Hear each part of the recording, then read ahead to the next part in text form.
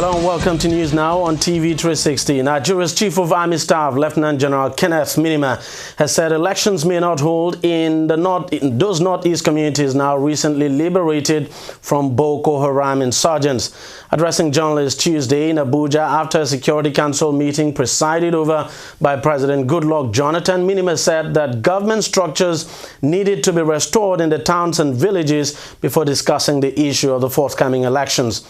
The Chief of Army Staff, however, said that the Independent National Electoral Commission, INEC, needed to reassess the situation in the communities before a final stand could be taken on elections. Chairman of INEC, Tahiru Jega, had briefed the meeting attended by all heads of security agencies and relevant ministers of the state of the electoral body's preparedness for the general elections, while the security chiefs gave updates now on the anti-terrorism war. The army boss also debunked media reports that security agencies were being assisted in the war against terrorism by mercenaries. Meanwhile, hundreds of people have been killed and many displaced in the liberated towns and villages by Boko Haram before the recent intervention by the Nigerian troops. Nigeria's former President Olusegun Obasanjo has again called on the federal government of Nigeria to enter into a dialogue with the dreaded Islamist sect Boko Haram, saying the group has legitimate grievances. In an interview with International Business Times of the United Kingdom at a global education conference in Dubai, United Arab Emirates, Monday, he also said that the low level of education in the north is largely responsible for the restiveness by the sect members. He blamed President Jonathan's administration for not showing enough response when, according to him, the sect actually started showing their fangs. Boko Haram's 5-year run of violence against innocent people in schools, places of worship, markets and homes only slowed down relatively in the last few weeks in the face of increased military onslaught from Nigeria and neighboring Chad, Niger and Cameroon. More than 15,000 people have been killed, with hundreds of thousands displaced as a result of the activities of the deadly sect. The military has retaken 15 of the 16 major towns seized by the group, the latest being Bama in Borno State, recaptured on Monday. Some civil society groups converged at the cricket ground at the Tafawa Balewa Square in Lagos to campaign against terrorism and support Nigerian troops fighting to end the Boko Haram insurgency in the northeast of the country. The rally drew a number of notable personalities, including Nigeria's Minister of Finance, Ngozi Okonjo-Iweala, and the presidential candidate of the National Conscience Party, Martin Onovo. The march was organized by the president of Women Arise Initiative for Change, Joe Odumaki. They condemned terrorism in its entirety and called on world leaders to unite against it. I think that the president has been very consistent. We should support our military, and we have done that. Of course, they could always use more resources. I don't think there's any military you will see who will say they won't want more. But we have tried to do our best, and we'll continue to do as much as possible within the constraints of our resources. Today serves as the 10th month that Nigerians Unite Against Terror and an umbrella and a coalition of civil society groups came together. And in coming together, we've been to 14 different states. We went to institutions, we went for a town hall meeting, and Lagos was our next point. So today serves 10 months that we started this whole campaign. And I want to say that all of us are here. We've invited religious bodies, political parties, Nollywood, and everybody, that we must all come together. We must all unite to end terror, because a people united can never ever be defeated. And we also want to realize that Boko Haram that we fight now is not a conventional warfare. These people have been brainwashed, and they don't even have prisoners of war. So all of us will have to ensure that we put our differences together, stop agonizing, and make sure that we fight terrorism. We know we have very good and effective, well-trained officers and men in our military forces. We know that. Unfortunately, we have not had the leadership to bring out their best performance. This is not a time to lay blames. It's not a time to point fingers. This is a time for all of us to realize one thing. if the soldiers fighting in the northeast were not succeeding today, you and I would not be standing here. Boko Haram would have taken over Lagos. I want us to remember that this is not a terrorist action in the northeast. It's a global thing that has crept into Nigeria and has its own local forces. But we must all come together. We must all be prepared to fight resiliently, resourcefully, organizedly, and unitedly. This is a time for Nigerians to truly rise up, become one, even as we rise up behind our green eagles. Now we must rise up behind our fighting forces. With Nigeria's general elections less than 2 weeks away, President Goodluck Jonathan Tuesday summoned the chairman of the Independent National Electoral Commission, INEC, Professor Tariff, and heads of all security agencies for a crucial meeting. The meeting was held inside the presidential villa, Abuja. The INEC chairman is expected to brief President Jonathan and the service chiefs about his commission's preparation for the upcoming elections. Security chiefs are also expected to brief the meeting on the success so far recorded in their anti-terrorism war and preparations for the elections also. Now, also in attendance at the meeting, Vice President Namadi Sambo, Secretary to the Government of the Federation, Senator Pius Anyim, Chief of Staff to the President, General Jones Arugbofa, and of course, National Security Advisor, Colonel Sambo Dasuki. Opposition party, the All Progressives Congress, I should say, has accused President Goodluck Jonathan of carrying his re-election desperation to a new height on Monday, accusing him of unleashing thugs on Lagos residents during a sponsored APC protest against the INEC chairman, Tahiru Jega. In a statement issued in Lagos Tuesday by its National Publicity Secretary Lai Mohammed, the party said just as it had alerted the nation in its press statement on Sunday, the president's supporters led by the OPC took to major roads in the city during rush hour traffic to unleash mayhem on the citizens and create a massive gridlock that prevented many workers from reaching their places of work and destroy any APC campaign poster they could lay their hands on. The APC alleged that the next plot by the Jonathan administration is a series of anti-Tinubu demonstrations in Lagos, for which the planners have been mobilized with millions of naira. The state chapter of the party also held a separate briefing where its spokesperson Joe Igbokwe condemned the protest by the APC. What surprised us the most is that these outlaws that were wielding dangerous weapons were carrying our brand of violence on the street of Lagos, who are being serenaded through their violent voyage by fully armed policemen who provided them shield as they were destroying APC banners, billboards, posters, and attacking anybody with APC men. We know that the police never acted or restrained these spontaneous mercenaries throughout the period they were destroying APC materials. We ask our party members to refrain from joining issues with these forces of darkness who are getting depraved by desperation, as it becomes clearer to them that their misrule is coming to an end on March 28th. Those of them that went to this Jonathan's conference are the people fighting for Jonathan. And you know, a lot of things have changed in our hands. With 9 billion contracts to a former carpenter, you know what we can do. They can kill.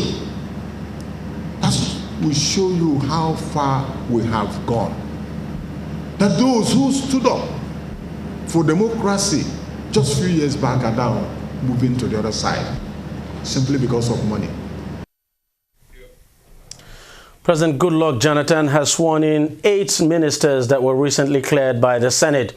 The president equally effected a minor cabinet reshuffle as Dr. Alhassan Kaliru has been named Minister of Health, while Fidelis Wankwo is now the new Minister of State for Health. The new ministers were sworn in 2 batches. Senator Patricia Akwasheki, who is from Nasarawa, is now Minister of Information.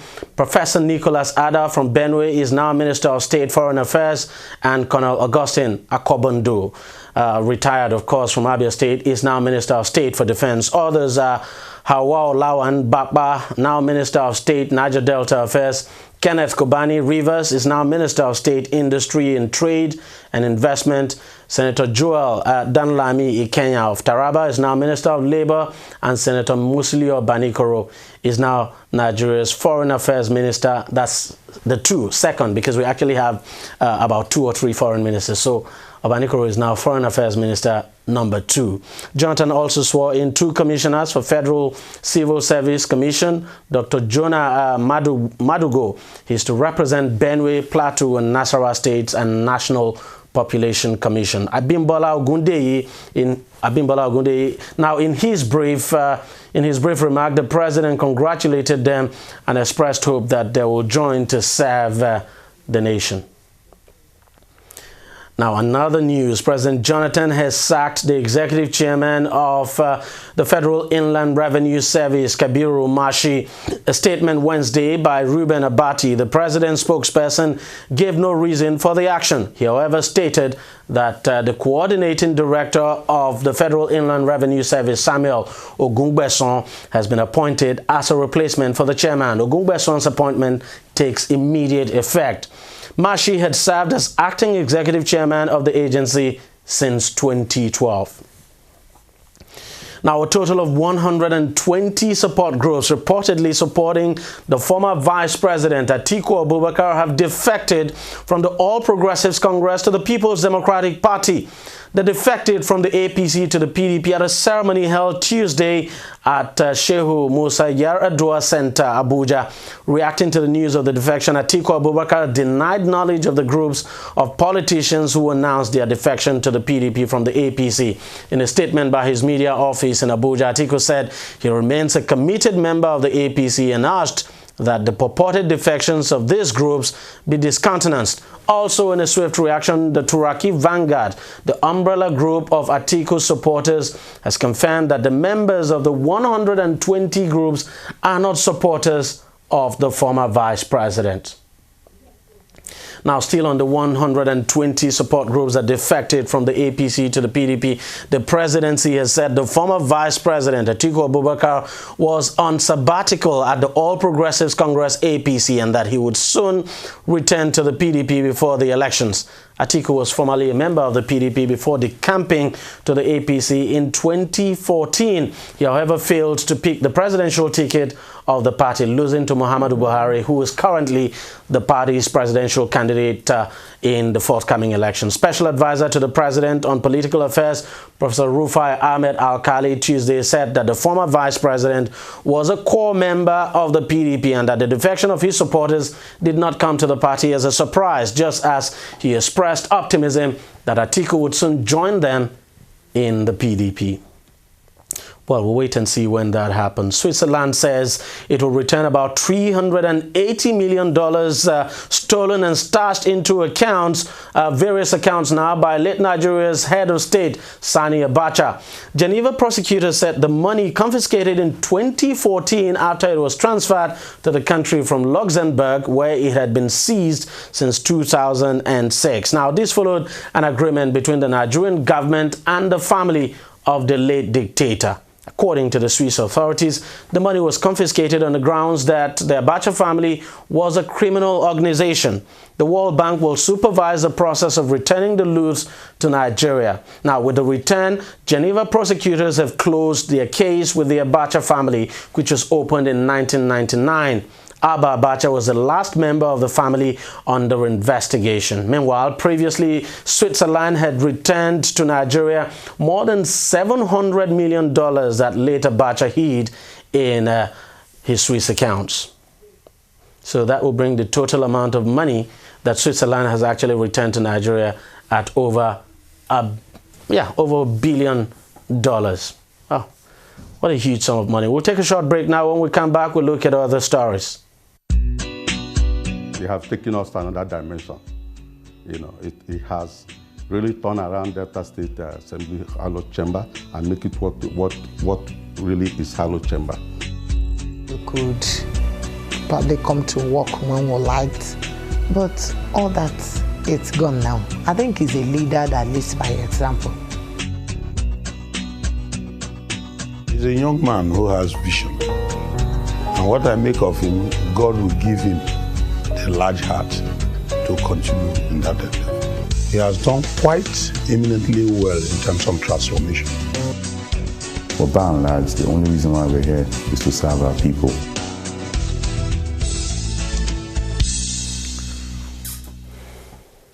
Welcome back.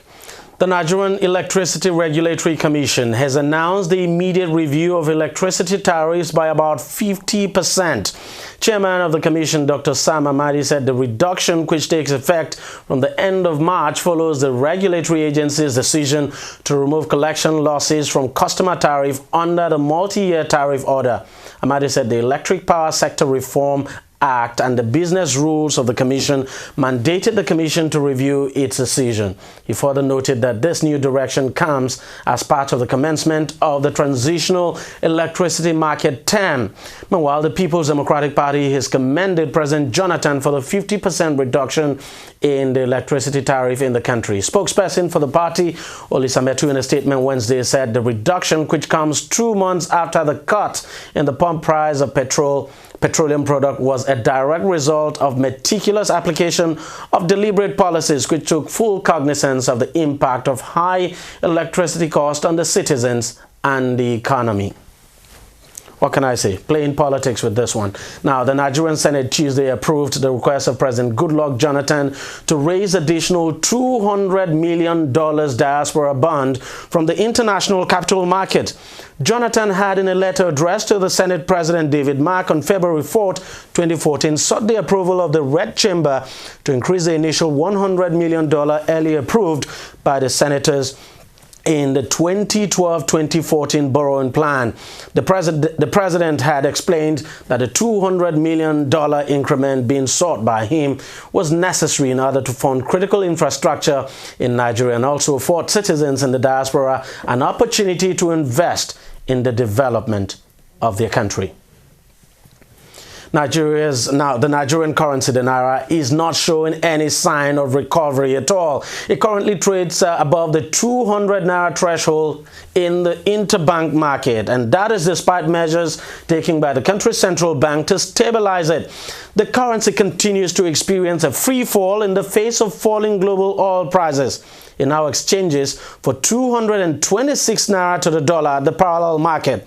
But despite the challenges, Nigeria's Finance Minister Ngozi Okonjo-Iweala says she's optimistic the situation would improve soon. Absolutely, there is hope. Nigeria is the only oil economy growing, apart from those in the Middle East, 4.8%. Others are actually contracting, like Russia and Venezuela. So there is hope. We will get more non-oil revenue, and then we will balance the economy, and the Naira will do better. Well, we pray the Naira does better. Ethiopia has been one of the few success stories in Africa over the past few years. In the last 4 years, the East African country and second most populous in Africa has recorded a consistent growth rate of 9.3%. The country is currently constructing the largest power plant in Africa that is expected to further drive economic developments there. Speaking on the sidelines of the Wharton Club of Africa Investment and CEO Summit in Lagos, Nigeria, Managing Partner Transaction Advisory Services of Ernst & Young, Zemedene Nagatu, says there can't be any better time to invest in the country than now. Sure. There are 3 or 4 key sectors for investors, for global investors, and also investors from Africa to look at Ethiopia. One is manufacturing, especially labor-intensive manufacturing that could benefit from 2 things. Very cheap electricity. Ethiopia has the cheapest per kilowatt electricity cost of any country in the world, which is 4 cents, 4 US cents. The second part of it is affordable labor. So if you look at, for example, how China developed over the last 30 years, it was on the back of a very large productive labor force, which is now becoming affluent, which is becoming more and more expensive. So labor costs in China, for example, are becoming very high, whereas by contrast in Ethiopia, it's still about 20 to 30% of what it costs in China. So when you combine those two, and of course, the infrastructural support that is being built, the roads, the power dams, as you know, Ethiopia is building the larger. Any industry that can take advantage of these elements, I think there should be. So manufacturing will be one of them. The second is, of course, agro-industry, especially value-added agro-industry. Not necessarily the farming, but the raw material that comes from the farm. It could be value-added coffee being exported to whether it's China, to Europe, other things, but anything related to agro-industry, because as you know, Ethiopia has a lot of fertile land. It's a very large country. That, I think, will be the third part of it is investments in infrastructure. It could be ownership of some of these infrastructural assets, but also primarily, as the Chinese are doing, for example, coming in and helping build the huge infrastructural needs of Ethiopia. Now, these are sort of the three key sectors. In addition to that, of course, from a domestic perspective, but also from investors' perspective, is the tourism sector, untapped. We, for example, have the largest airline in Africa. It flies to China, it flies to all around the world. Last year, it made more money than all African airlines combined. That means it has built up huge capacity. On the back of that, you can build a very large tourism sector, not just Ethiopia-centric, but focused on the region as well. So if you segment it from manufacturing, agro-industry, infrastructure, tourism, and then of course, last but not least, is the resource play. I know at the moment commodity prices around the world have come down, but Ethiopia also has huge untapped natural resources. So when you combine all this, because a lot of people ask me, how was it Ethiopia was able to grow by 10.4% on average for 10 years in a row? Okay, these are some of the elements that has helped propel it, huge investments in infrastructure, which is now going to start paying dividends to the private sector, both the domestic private sector and the foreign private sector, which needs electricity, which needs roads, the railways. Again, here the Chinese have played a very, very significant role. For example, they're helping rebuild the railway connection between Ethiopia and the port in Djibouti. And I was very happy to say that a month ago, I attended the inauguration of the first subway in Africa, in sub-Saharan Africa, built by the Chinese, but of course paid by the Ethiopians. So when you combine all these, when it's coming online, the hydroelectric, all these coming together is starting to attract very large investors from emerging economies like China, Turkey, but also from the Americans. If you saw the headline that we saw a few months ago, that the big American private equity firm, KKR, made its first investment in Africa, in Ethiopia. These are indications that there's something really solid and substantial going on in Ethiopia. Remember, 30 years ago, we epitomized the depth of desperation in Africa and more so in Ethiopia, when millions of Ethiopians, hundreds of thousands died of famine.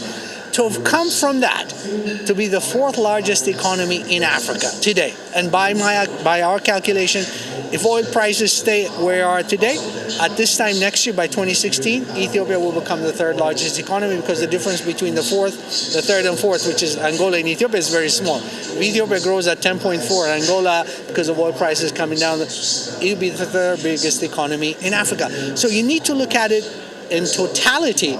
That is what Ethiopia has been delivering. I'm not going to suggest that everything is going to be smooth, everything is going to be easy. It's an early stage emerging economy. But for those who plan carefully, who know what they're doing, and pick the right sectors, aligning their strategies with the state's strategy, with the country's strategy, I think there's a lot of opportunity. At least 17 people have been killed after 3 gunmen targeted a museum in the Tunisian capital. Now, more than a dozen were also taken hostage in the attack, which occurred Wednesday. British, Italian, French and Spanish nationals were among those taken hostage. The shooting happened at the Bardo Museum, which is next to the Parliament building in central Tunis. Interior Ministry spokesperson Mohamed Ali Aroui said at the time of the attack, deputies were discussing anti-terrorism legislation. He said that the attack involved 2 or more terrorists armed with Kalashnikovs. The Parliament has now been evacuated. No group has claimed responsibility for the attack, as the 3 gunmen are still at large. Concerns about security in Tunisia have increased as neighboring Libya has become increasingly unstable. A large number of Tunisians have also left to fight in Syria and Iraq, triggering worries that returning militants could carry out attacks at home. Now, official results showed the Likud party, led by Israeli Prime Minister Benjamin Netanyahu, has won a clear victory in Tuesday's election with 99% of votes counted early Wednesday morning. According to the official up-to-the-minute tally, the Likud won 29 seats, while the Zionist Union came in second with 24 seats. Previously, Netanyahu has already declared victory before opposition leader Isaac Herzog said he refused to concede. Netanyahu said he would act promptly to establish a strong and stable government that would look for security and the well-being of all Israeli citizens. Citing exit polls that showed him tied with Netanyahu in Tuesday's elections, Herzog called on smaller parties to join a socially conscious government headed by the Zionist Union. To sports now, and the Bolivian football team has called off its international friendly match with Nigeria scheduled for March the 26th, 2015 at the New Akwa Ibom International Stadium in Uyo. At a press conference in Santa Cruz Wednesday, the president of the Bolivian Football Federation, Carlos Chavez, said armed conflicts in Nigeria as well as political tension has forced them to cancel the match. The Super Eagles acting coach, Daniel Amokachi, had on Wednesday selected 27 players to face the Bolivian team for the March the 26th friendly before traveling to Mbombela to take on South Africa on March the 29th. Unfortunately, that match is no longer going to hold. Sunderland has appointed Dick Advocaat as their new manager until the end of the season. The former Netherlands coach takes over a day after the sacking of Gus Poyet, with the Black Cats 1 point actually above the Premier League relegation zone. Poyet was sacked after a run of just 1 victory in 12 league games, which left Sunderland 17th in the Premier League table and 1 point above the relegation zone. They were thrashed 4-0 at home by relegation rivals Aston Villa in Poyet's last game, and Advocaat's reign will get underway with a game at West Ham on Saturday. Well, I hope he begins with a victory. That's it on News Now for now. We thank you very much for watching. See you next time.